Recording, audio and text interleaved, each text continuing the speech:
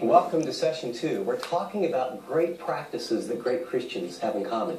We talked about thinking great thoughts. Now we're going to talk about reading great books. But before we do, I brought my 3x5 cards, and I was wondering how you're doing on yours. Did you write those down? Did you think of a couple that maybe you need to jot down that are personal, not just the 7 Bible verses about, God and the future and the past? Let me take just a moment, if you don't mind, and this is my actual card. This is from 30 years ago, so I just want you to know these cards hold up. Oh, the depth of the riches, both of the wisdom and the knowledge of God. How unsearchable are his judgments, and his paths beyond finding out. Who has known the mind of the Lord? It goes on and talks about, when I reread that, it reminds me that God is great, that he's all-wise, that he's all-powerful. It reminds me that when I pray, I'm not talking to someone distant and out there, but he knows everything. He's a big God, and he's awesome. And so let me encourage you, if you haven't done your cards, go ahead and jot those down. You're not too late in the game. Second is, I jotted down another card, and this one is really old as well. But it's not a verse. It was, as I began to think great thoughts, I realized that something was deeply broken in me in my late 20s, early 30s. I wasn't sure what it was, but this drive, this performance, this you got to get it. You got to always be on top. You got to get A's. You got to overachieve. And as I began to think great thoughts and begin to read the scriptures, I wrote down this one, and I put it like this. It says, I want to learn to take time and schedule in enjoyable, fun, refreshing activities without feeling guilty about them or what others might think. Now, you know what? Now, it's almost warped. Some of you are thinking, buddy, if you have to write that down, you really are sick. Well, okay, I really am sick. But, it's planning in and just writing and saying, I'm going to plan in getting a workout and not feeling guilty. I'm going to plan in getting with a couple guys and playing 18 holes of golf or a pickup basketball game. Or, I'm going to plan in grabbing a cup of coffee with a friend. I don't have to get anything done.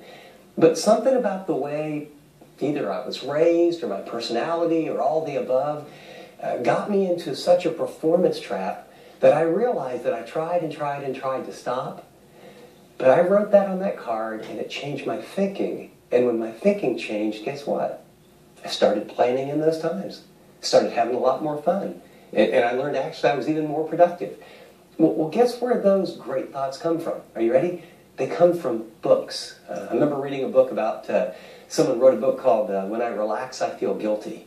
And I thought, boy, there's a title I can identify with. And I read that book. And I remember after reading that book, I realized, something? I'm going to jot down on one card something that would remind me I don't want to feel guilty every time I relax. I need that. I need to sharpen the what's the old expression? You sharpen the saw.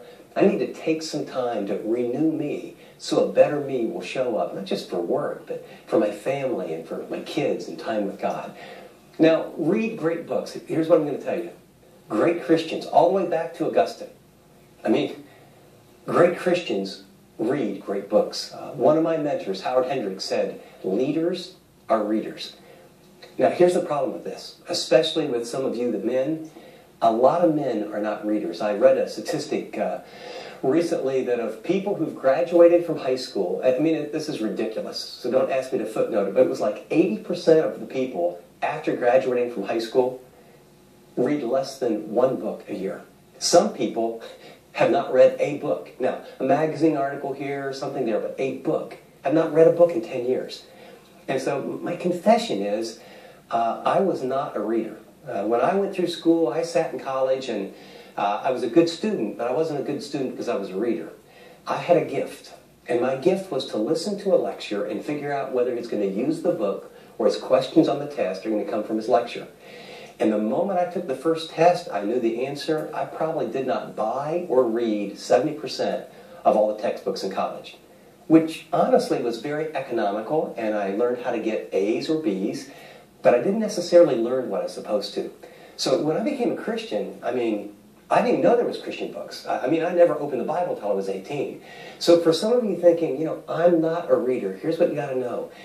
You can learn to become one. I was overseas, and I got to share, as I did in the book, a missionary gave me this book 30-some years ago. It's called The Knowledge of the Holy by A.W. Tozer. And it was one of the first books that grabbed my heart. Another book that I mentioned in the chapter is a biography, because what I found was when I started to read about stories, and I read about Dawson Trotman, the book Dawes, and how he started the Navigators. And I didn't like to read. It was a discipline. I'm an active person. Maybe I'm a little ADD or something. But what I found is when I started with books that really interested me, it started that habit. It became a practice to where I'm an avid reader now. But what I want you to hear is, don't just turn off and go, well, you know, man, I don't like to read. And by the way, there's alternatives. I mean, there's iBooks, there's eBooks, there's Kindle, there's you can put it on audio.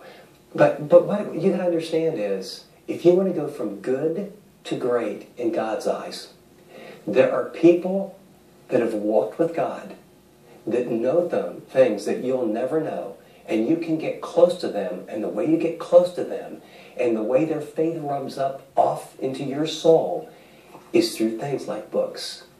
And so the first book I told you about, that biography, it kind of did like that system I went through in the chapter where, you know, some books broaden you, some inflame your heart, some sharpen your intellect, some are skills that you learn. When you can read all of that and discuss it in your time together and kind of do a little inventory on what kind of books do you read and what do others in the group read and, you know, what's the best books, you can do all that together.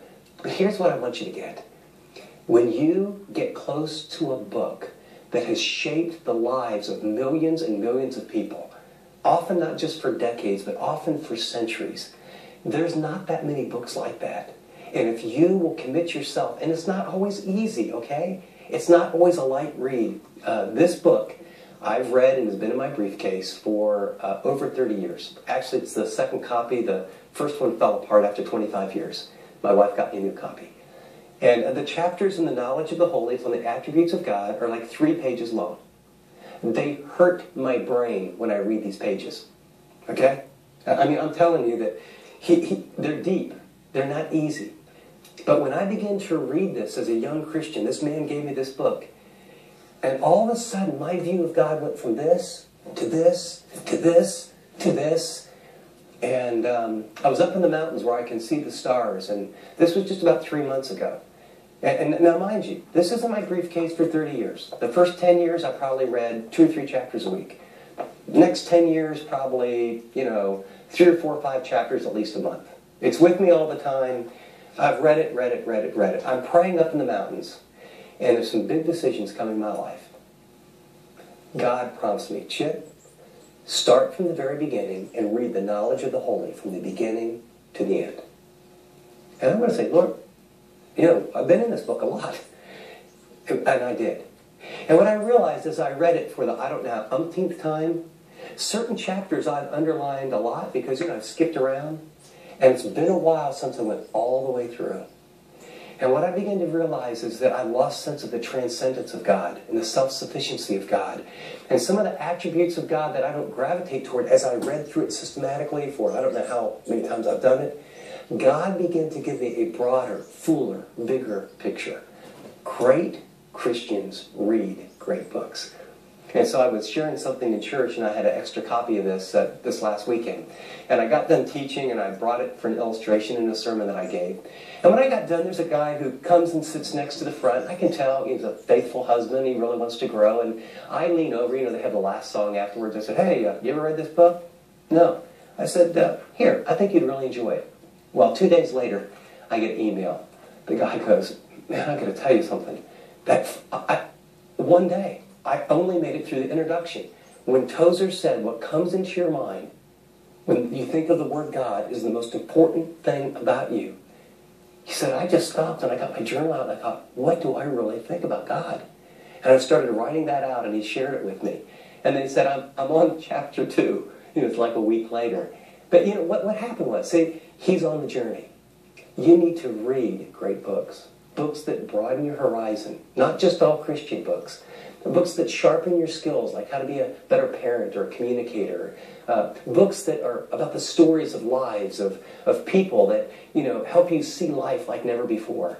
You need to read about books that aren't theological at all, and you read about maybe the beginning of Facebook or Twitter or the guys from Google, and you begin to think, no, wait a second, how can 20-some-year-olds do stuff like that? Or read the biography of something that's happened in Sudan or Rwanda, and you begin to realize there's a whole world out there, and in that whole world, God has placed you here. And you know what He's looking for? He's looking for a man. He's looking for a woman. He's looking for a student who would begin to think great thoughts and have those thoughts formed by some great books that shape and fuel how you think, and then cause you, over time, over habitual practice, to become the kind of person that He's destined for you and that you long to become. And so great Christians do that. They think great thoughts. They read great books. Now, I do have to tell you that as many great books that I've read now in the last many years, this is the greatest book. I mean, there's a bricklayer I talk about in the book in a later chapter with a high school education. And that bricklayer, every Tuesday morning, came down to my room and he said, Chip, the God of the universe loves you. He wants to tell you about today. He wants to hear your heart. He wants to hear all your troubles. And this book is truth. And if you abide in this truth, not just read it, you read it, you jot down a few thoughts, you underline the words that are the same, you do a little bit of study, and then you say, God, whatever you show me each and every day, I'll obey. And I got to tell you, I'd never read the Bible before. I didn't understand much of it at first. But, you know, I developed the habit. It took me about 2 years where I could do it every day. I mean, I was, you know, 1 day, off 3, then 2 days, and off 2. And so don't get discouraged. But I will tell you that I formed a habit.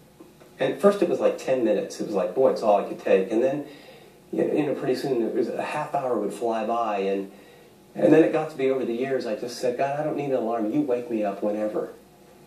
And 20 years down the line or so, the Lord, the last probably 15 or so, He just wakes me up. And if I have less than an hour to leisurely get a great cup of coffee and get in this book and hear God's voice, I feel cheated.